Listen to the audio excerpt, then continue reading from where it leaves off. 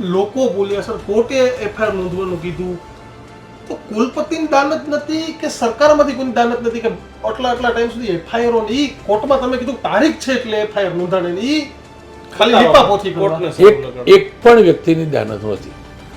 એક પણ વ્યક્તિ. ઋષિકેશ પટેલ જાણે જ છે આખું સ્કેમ. હું ફરીથી કહું, ઋષિકેશ પટેલ આખું સ્કેમ જાણે જ છે. હાલના રજિસ્ટ્રાર પણ જાણે જ છે. એમને એ પણ ખબર છે મારી જોડે કયા કયા ડોક્યુમેન્ટ છે, બરાબર ખબર જ છે. કોર્ટમાં કયા કયા ડોક્યુમેન્ટ રજૂ થાય એ પણ ખબર.